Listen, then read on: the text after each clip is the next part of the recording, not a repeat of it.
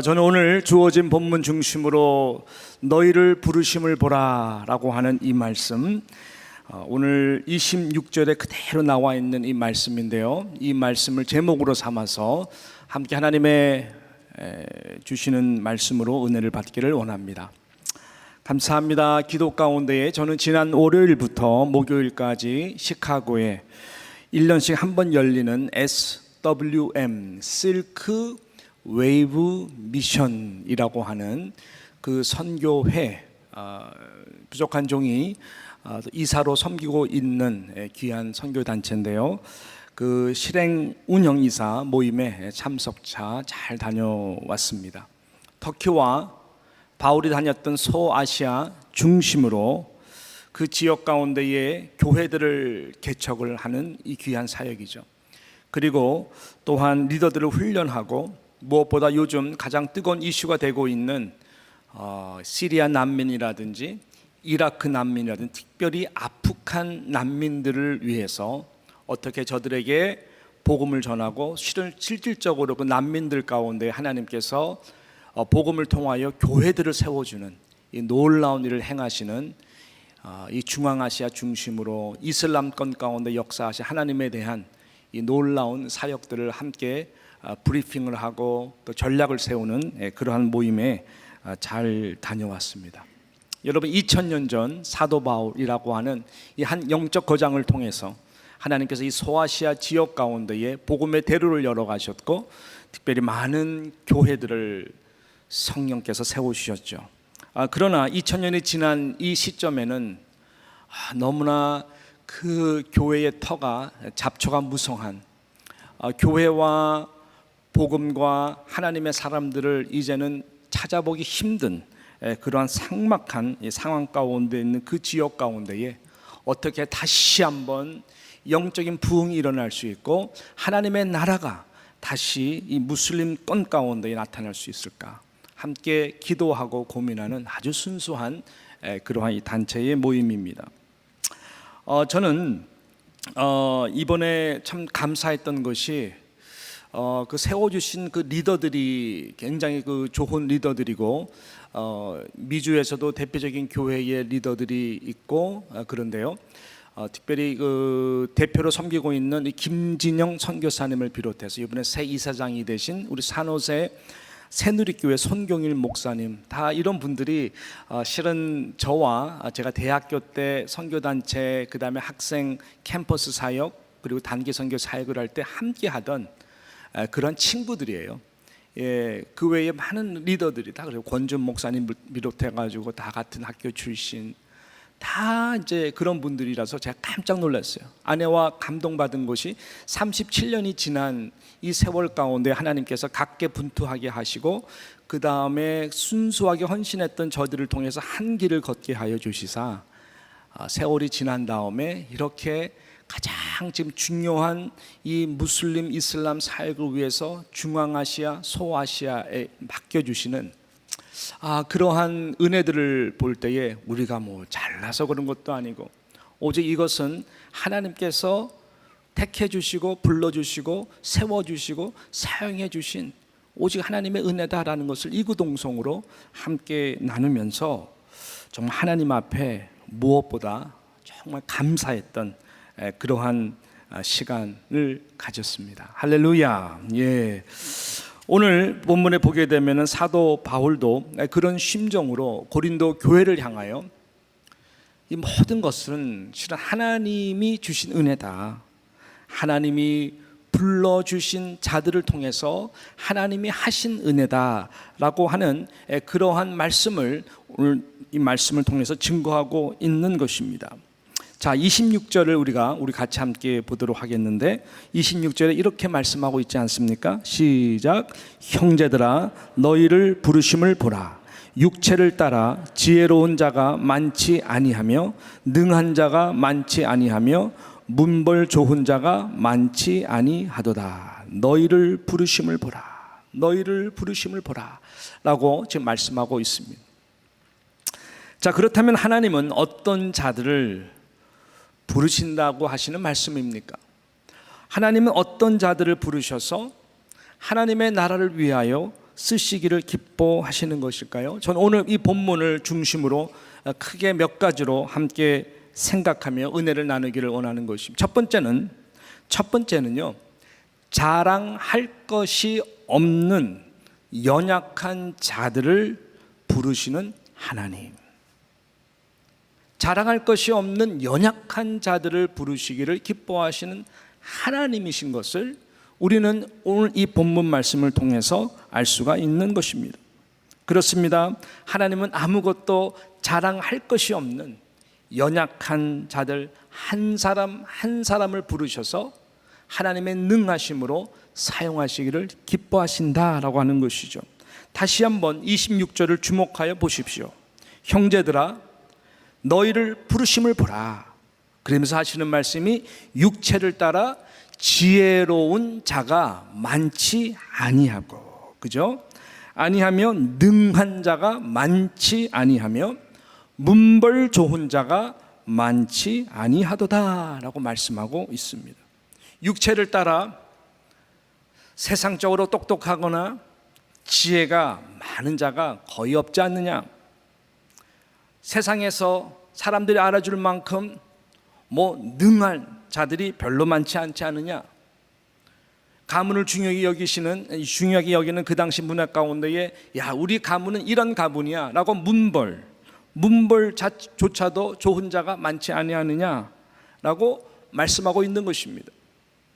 왜 우리 하나님은 이렇게 연약하고 자랑할 것이 없는 그러한 자들을 부르시기 기뻐하시는 걸까요?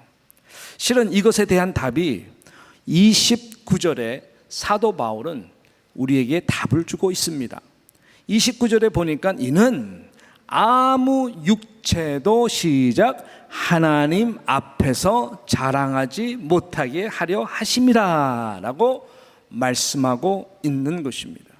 자, 우리는 여기서 자랑이라고 하는, 또 조건적 자랑이라고 하는 이 허세와 교만함이 얼마나 하나님 나라 안에서는 어리석고, 무엇보다 하나님의 부르심의 영광과 역사를 영적으로 가로막고 있는 그 심각성을 교회된 공동체로서 하나님의 백성 우리는 먼저 깨달아야 된다라고 하는 것입니다.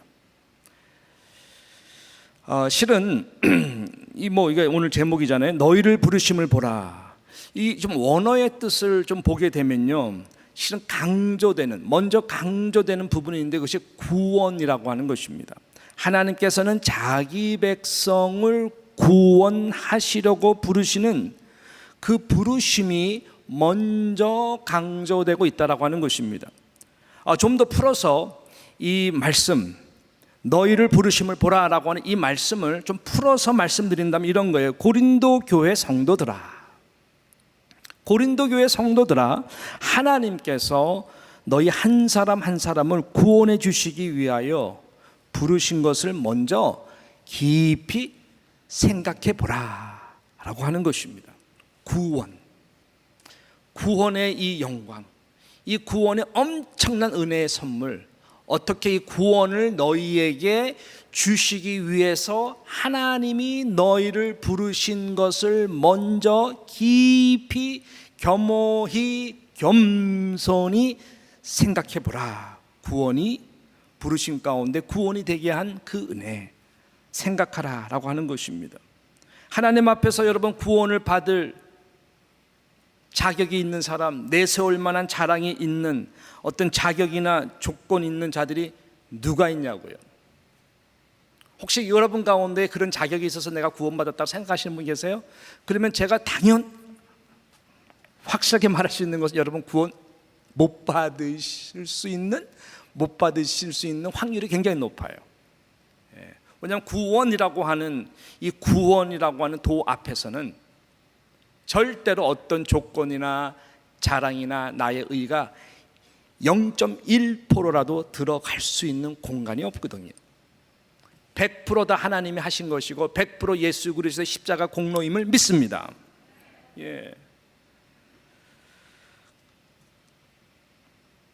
그래서 하나님 앞에서 구원을 받기 위해 내세울 자랑적 조건이 있다고 생각하는 자들은 아이러니컬하게 실은 구원을 받지 못하는 경우가 많다라고 하는 것이죠. 그런 것들을 예수 그리스도 공로 앞에서 온전하게 깨어져서 내려놓지 않으면. 왜 그럴까요? 하나님은 이 부르심, 구원을 위한 부르심 가운데는 절대로 구원의 업적마저도 우리 자신이 이룬 것과 같은 혹 자랑이 될까봐 이 부분을 철저하게 복음이라고 하는 그 십자가의 도 안에서 정해놓으신 것입니다. 사도 바울은 이 부분을 그 누구보다도 잘 앉아 있었죠. 예수님이 이 땅에 오셔서 가장 먼저 공생의 삶 가운데 하신 일이 무엇일까요? 제자들을 세우는 것이었습니다. 예수님 죽으시고 부활하시고 승천하신 이후에 이 땅 가운데에 하나님의 나라를 세워가는 일을 위해 내가 누구를 택하여 부를까? 예수님의 가장 중요한 30년 동안 어쩌면은 공생애를 놓고 기도하면서 내가 어떻게 사역할까라기보다 내가 3년 후에 하나님 앞에 간 다음에 하나님의 나라가 어떻게 세워질까를 더 고민하셨을 것이고, 그 일을 위해서 내가 누구를 하나님 택하여 제자로 만들고 교회의 사도들로 리더로 세워야 되겠습니까? 끊임없이 예수님은 그런 부분에서 고민하셨을 것이고, 그래서 바로 그 흔적이, 그 증거가 예수님이 공생애를 시작하면서 가장 먼저 하신 일이 제자들을 부르시고 그들과 함께 3년 동안 함께하고 훈련하는 것이었어요. 그들을 남겨놓는 것이었어요. 얼마나 고심하셨겠어요? 길거리 지나가는 아무나 부르는 게 아니거든요.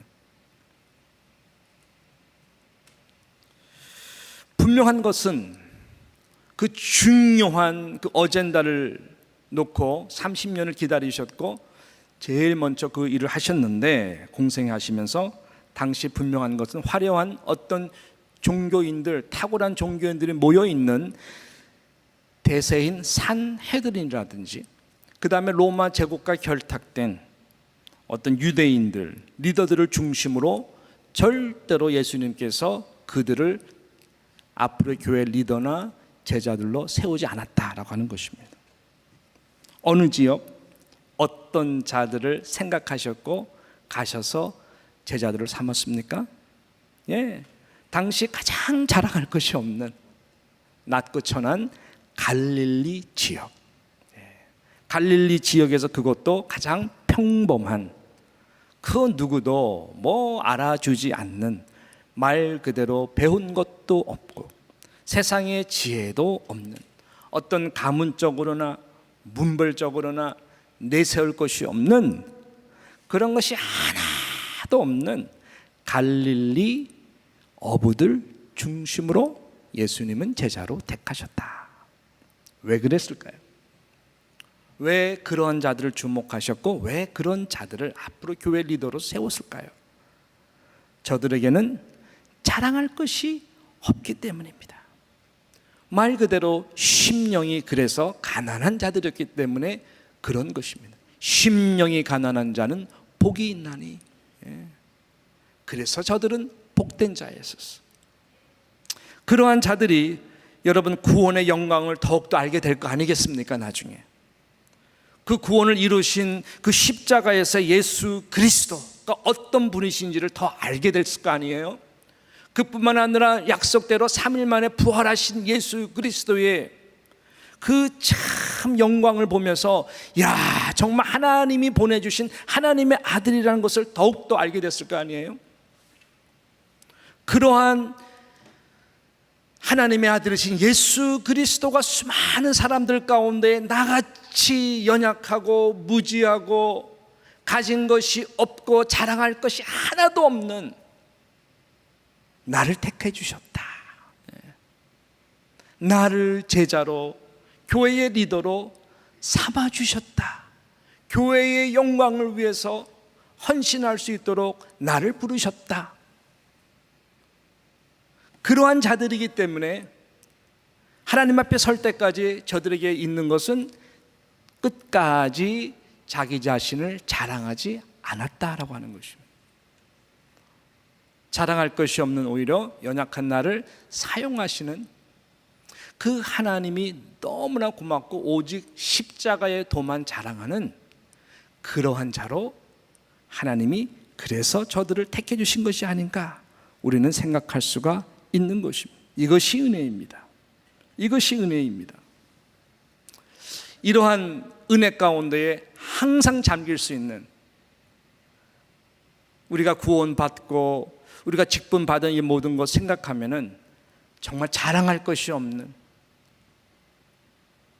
오직 하나님의 은혜만 자랑할 수 있는 저와 여러분 되시기를 주님의 이름으로 축복합니다. 하나님이 그런 자들을 사용하십니다. 이 두 번째는 어떤 자들을 부르시고 사용할까요? 오늘 말씀을 쭉 보니까요, 복음의 능력만을 자랑하는 자들, 복음의 능력만을 자랑하는 자들을 부르시고 사용하신다라고 하는 것입니다. 하나님이 우리와 같이 또 갈릴리 어부와 같이 자랑할 것이 없는 연약한 자들을 택하신 그 크신 이유는 무엇일까요? 오직 성령이 하시는 그 복음의 능력만을 자랑하도록 하기 위해서다라고 하는 것입니다. 자, 오늘 본문 보십시오. 27절, 28절 그리고 29절을 한번 잘 주목해서 보십시오. 그런 맥락에서 말씀하는 것이죠. 자, 27절, 28절, 29절 같이 함께 읽겠습니다. 시작. 그러나 하나님께서 세상에 미련한 것들을 택하사 지혜 있는 자들을 부끄럽게 하려 하시고 세상에 약한 것들을 택하사 강한 것들을 부끄럽게 하려 하시며 하나님께서 세상의 천한 것들과 멸시받는 것들과 없는 것들을 택하사 있는 것들을 폐하려 하시나니 이는 아무 육체도 하나님 앞에서 자랑하지 못하게 하려 하심이라 라고 말씀하고 있습니다. 다시 이 말씀을 정리한다면 그런 것이죠. 하나님이 세상에 미련한 자들 택해 주셨어요. 스스로 지혜 있다고 생각하는 자들을 여러분 하나님의 지혜로, 하나님의 복음의 능력으로 부끄럽게 하신다. 세상에 저와 같이 연약한 자들, 약한 자들을 택해서 스스로 하나님이 필요 없다, 나를 봐라, 내가 얼마나 잘 나가느냐, 모든 세상의 힘과 권세를 어깨에 얹고 큰 소리를 치는 자들, 멸시받는 자들, 없는 자들을 택하셔서 그러한 자들, 그렇게 스스로 생각하는 자들을 결국 패하게 하고 주님의 무릎 앞에 꿇게 한다라고 하는 것입니다. 할렐루야. 여러분, 이것은 무엇을 의미합니까? 우리 다 연약한 자들이죠. 왜? 연약한 자들, 자랑할 것이 없는 자들을 택하시고 부르셨으니까. 이런 나의 연약함 속에 임한 그 복음의 능력을 말하는 것입니다. 우리가 연약하기 때문에 예수 그리스도의 복음의 능력은 더욱더 강력하다라고 하는 것입니다. 나의 연약함을 알면 알수록 얼마나 내 안에 있는 질그릇과 같은 내 안에 있는 이 보배 대신 예수 그리스도의 이 복음의 능력이 얼마나 귀하고 가장 능력이 있는 것을 알 수 있도록 성령께서 우리 가운데 일하기를 기뻐하신다라고 하는 것입니다. 그래서 우리 깨어지기 쉬운 연약한 존재지만 질그릇이기 때문에 그 깨어짐이 오직 믿음으로 하나님의 나라와 복음을 위해 깨어지겠다고 순종하고 하나님 앞에 겸손히 헌신하고 드리기만 한다면 하나님은 바로 그런 자들을 통하여 아무리 미련하고 지혜가 지식이 없는 자라 할지라도, 가진 것이 하나도 없는 빌털털 인생이라 할지라도, 세상에 스스로 지혜가 있고 많은 것을 가지고 떵떵거리는 자들을, 그들의 모든 무릎을 놀라운 예수 그리스도의 생명의 복음 앞에 무릎을 꿇도록 역사하신다라고 하는 것입니다. 그래서 우리는 이 복음의 영광 앞에 깨어진 심령으로, 날마다 깨어지는 마음으로 먼저 무릎을 꿇고 순종하는 모두가 되기를 주님의 이름으로 축원합니다. 그러면 그 복음 앞에 놀랍게 세상이 무릎에 꿇도록 우리의 연약함 속에 있는 그 복음의 능력이, 하나님의 힘과 권세가, 하나님의 나라가 얼마나 위대한지를 알도록 하나님께서 저와 여러분을 만들어 주실 것입니다. 저는 이번에 그런 것을 확실하게 확인하는 시간이었어요. 정말 아무것도 가진 것이 없는 우리들을 사용하시는 하나님, 그 앞에 모두가 눈물을 흘렸어요. 다 친구였는데 다시 있는 자리에서 한 길을 쭉 가다 보니까, 저 같은 경우는 17년 동안 외국으로 다녔거든요. 미국 떠나서 한국, 인도네시아 17년 만에 돌아왔죠. 저보고 왜 이제 왔냐, 뭐 내가 하고 싶어서 왔냐, 하나님 불러서 왔지. 얼마나 반가운지. 누가복음 5장에 보게 되면은 예수님이 이 갈릴리 어부인 베드로를 부르시는 장면이 나옵니다. 아주 유명한 그 이제 모습이죠. 하나님이 어느 포인트에, 어느 시점에 이 베드로에게 찾아가냐면은 베드로가 가장 정말 그대로 자랑할 것이 없는, 특별히 그날 밤 연약한, 밤새 수고했지만 얻은 것이 단 하나도 없는 바로 그 시간을 예수님께서 포착하시고 보시고 기다리셨다가 그에게 갑니다. 그물을 이미 씻은 베드로에게 예수님께서 다시 나와 함께 배를 타고 깊은 데로 갔으면 좋겠다. 이거는 뭐 갈릴리 어부의 상식으로서는 완전 넌센스거든요. 그 새벽 아침에는 여러분 깊은 곳에 있지 않습니다. 고기들이. 여기서 베드로는 성령에 이끌려서 순종을 합니다. 그 첫걸음이죠. 다 그물을 다 씻겼는데 다시 그물을 얹혀서 이 나사렛 청년이 하는 말에 순종하는 뭔가 이끌림이 있었던 것이죠. 그래서 그 말도 안 되지만 깊은 곳으로 가서 깊은 곳에 그물을 내리라 해서, 이 누가복음 5장 5절 그리고 6절을 한번 보면은 베드로가 이렇게 반응을 합니다. 우리 누가복음 시작. 시몬이 대답하여 이르되 선생님, 우리들이 밤이 새도록 수고하였으되 잡은 것이 없지만은 말씀에 의지하여 내가 그물을 내리리다 하고, 6절 그렇게 하니 고기를 잡은 것이 심히 많아 그물이 찢어지는지라.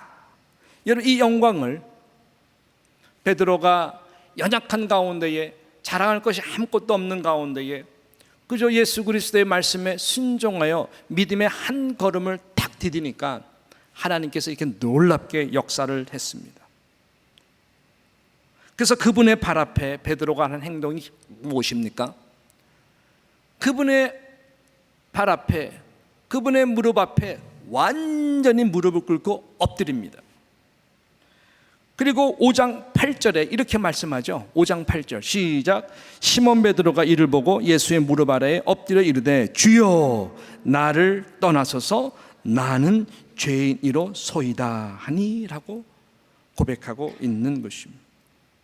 완전히 엎드려서 예수 그리스도가 하나님의 아들의 그 영광이심을 나타냈을 때에 함께 우쭐하고, 야, 이것으로 사업이 잘 되겠는데, 이분하고 나랑 비즈니스 파트너 하면은 나 대박 치겠는데, 갈릴리 바닷가 중심으로 이 갈릴리 어부 협의회 내가 회장되면 좋겠는데, 이렇게 생각한 것이 아니라요, 완전히 그분 앞에 엎드려서 나를 떠나달라고, 나는 죄인이라고, 나는 한없이 연약한 자라고, 나는 어쩌면 이런 욕심을 부릴 수 있는 자라고,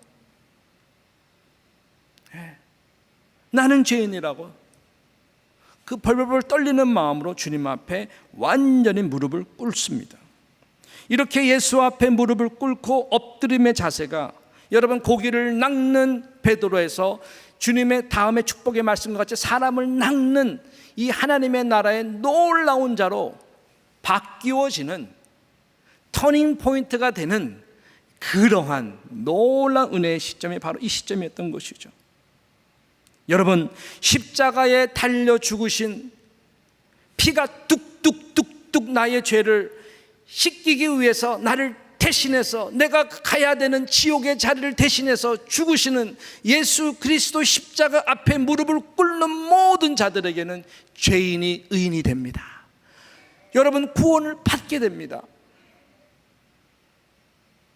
그리고 죽으시고 다시 부활하신 그 영광의 나를 위해 십자가에 달려주신 그 손의 못자국, 창의 허리, 발의 못자국 앞에, 부활하신 예수 그리스도 앞에 무릎을 꿇는 자들에게는 새로운 복음의 사명과 능력을 베풀어 주십니다. 베드로가 바로 이 시점으로 그 예수 그리스도 앞에 무릎을 꿇은 자였었어요. 십자가 앞에서 멀찍이 연약하기 때문에 말한 것을 실행할 수 있는, 다른 사람들은 몰라도 내가 주님과 같이 죽겠습니다라고 아무리 외쳐도 바로 그 다음 시간 계집종 앞에서 3번이나 예수를 부인하고 마지막에 예수를 저주하고 맹세하고 부인할 정도로 연약한 자예요. 연약한 자. 나도, 여러분도 똑같은 그런 자들이에요. 그 십자가 앞에서 멀찍이 주님을 부인하고 벌벌 떨었지만, 그러나 그는 주님의 말씀이 생각나서 눈물을 흘리고 회개했어요. 그것이 귀한 것입니다. 나를 떠나소서, 나는 죄인입니다.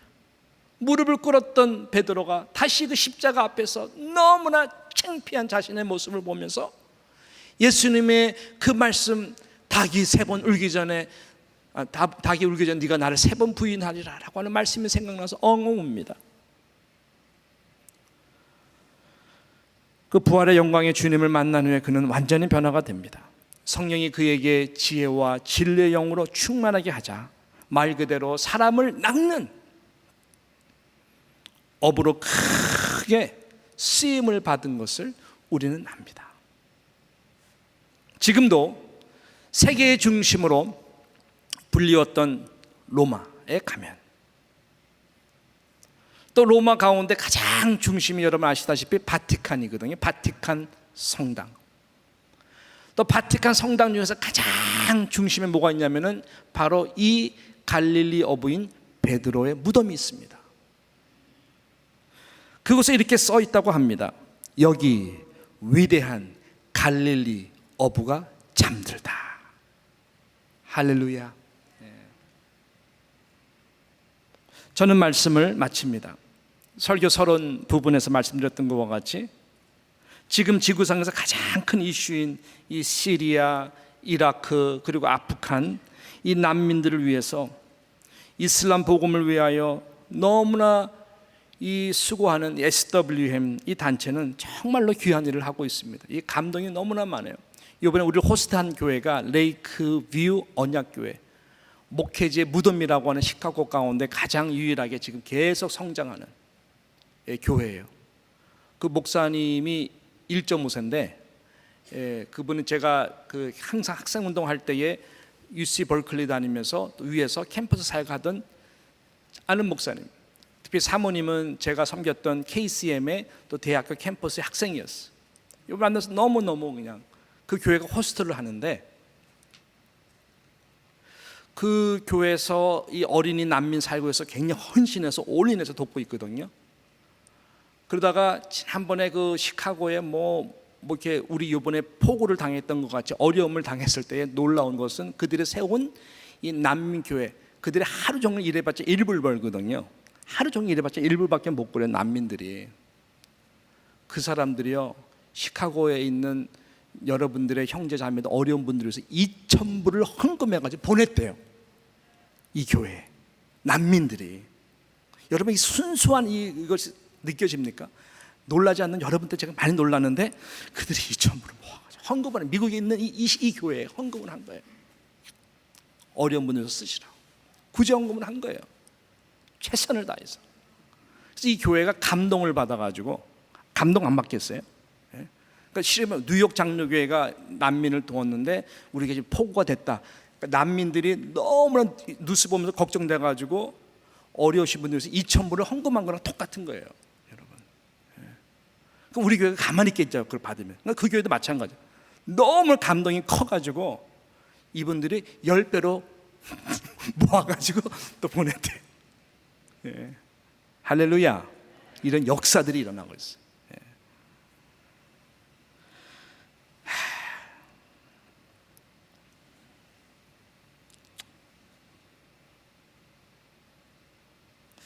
이번에 그 새 이사장 되신 제가 아까 말씀 송경일 목사님은 제 2년 밑에 후배인데요.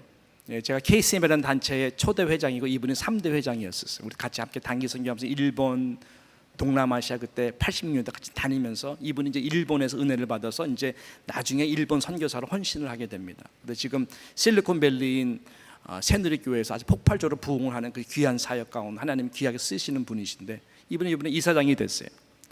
그분하고 저랑 같이 하나님께 저에게 주신 이 노래 작곡을 할 수 그때 은사를 많이 주셔가지고 영감 속에서 감동받은 귀한 찬양이 있었는데 그것이 이제 KCM이라고 하는 선교단체 팀송이 됐어요.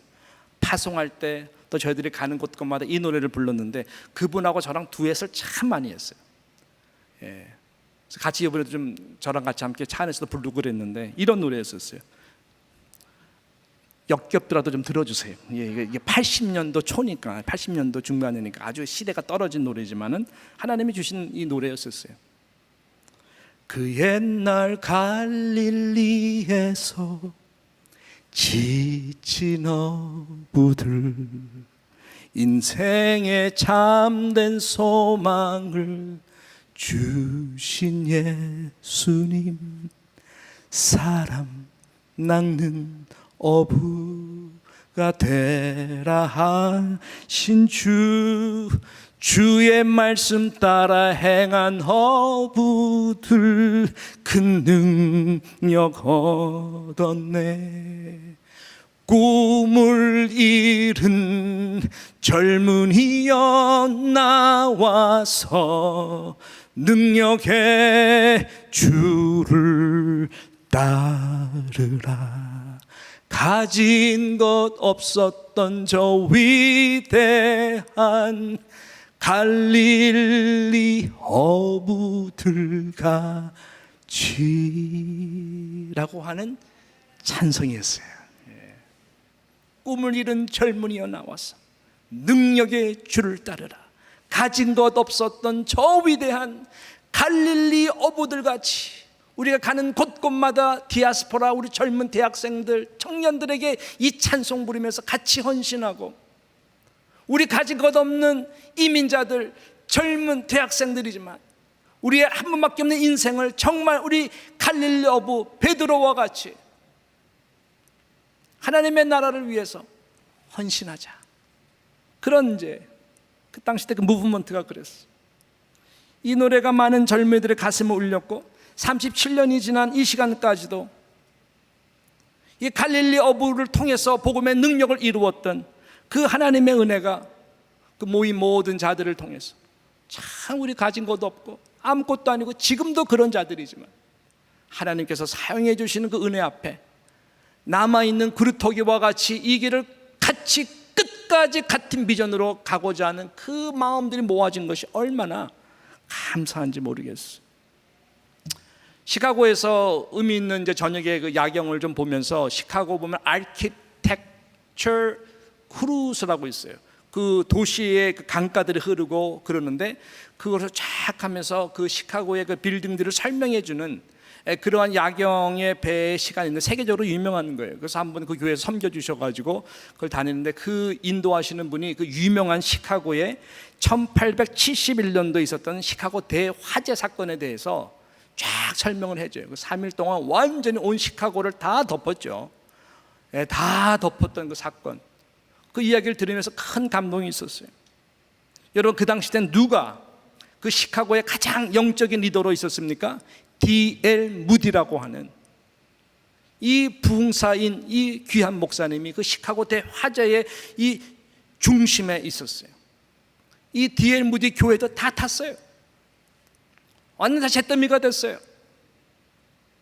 그럼에도 불구하고 D.L. 무디를 중심으로 온 세계가 그를 돕고 오히려 더 크게 부흥하고 더 크게 멋지게 교회를 세워서 하나님의 나라와 영광을 위해서 다시 그 시카고를 회복하는데 큰 역사, 어려움을 당한 그 심령이 가난한 자들을 통해서 모두가 다 회개하고 하나님 앞에 나오게 되는, 오히려 시카고 대화재를 통하여 시카고의 대놀라운 부흥이 일어난 것을 우리는 너무나 잘 알고 그 현장을 목격하면서 큰 은혜가 되었습니다.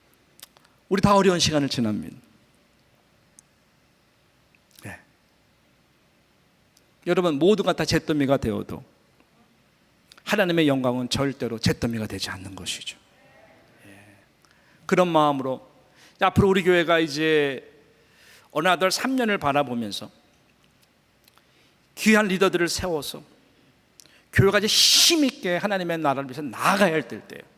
지난 3년 동안 종에게는 우리 뉴욕 장로교회를 좀 배우고 관찰하고, 여러분을 더 알아가는 그러한 이 관계적 상황에서 잘 지냈어요. 그 뒤에는 우리 당회 장로님들이 얼마나 저를 정말로 연약하고 자랑할 것이 없고 너무나 부족한 저를 위해서 격려해 주시고 싫은 소리 안 하시고 전적으로 밀어주셨어요. 그래서 교회가 3년 동안 그냥 이렇게 온 거예요. 여러분은 아시는지 모르겠지만 뉴욕 교계에서는, 뉴욕 장로교회가 지난 3년 동안 너무나 조용해서 감사하다고, 이 자체가 엄청난 하나님의 역사로 생각할 정도로, 이것은 뉴욕뿐만 아니라 제가 이번 시카고 때 똑같은 이야기를 해요. 똑같은 이야기를 해요. 뉴욕 장로교회 여러분의 생각보다 굉장히 유명합니다. 뭘로 유명한지는 잘 모르겠지만 아무튼 유명해요. 하나님의 나라에서 우리가 하나가 되어 나아갈 때 너무나 알고 보면 많은 사람들이 기도를 하고 있어요. 어떻게 보면 여러분들보다 주변에 있는 사람들, 여러분이 알지 못하는 많은 사람들이 기대를 하면서, 특별히 SWM은 뉴욕 장로교회에서 진짜 기도를 많이 해요. 왜냐하면 뉴욕 이 땅에 정말 터키 영혼들이 너무너무 제일 많고, 이 유일하게 미국만 터키 교회가 단 한 교회도 없는 교회가 이 미국이거든요.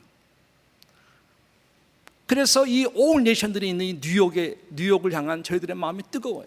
내년도에는 시애틀에서 이 모임을 할 거고, 저들은 간절히 기도하고 있어요. 2년 후 2023년에는 뉴욕 장로교회에서 했으면 좋겠다. 할렐루야. 저는 그때 되면은 많이 우리 교회가 좀 선교적 교회로서 자리를 잡아가지 않을까 생각하는 것이죠. 너를 부르심을 보라.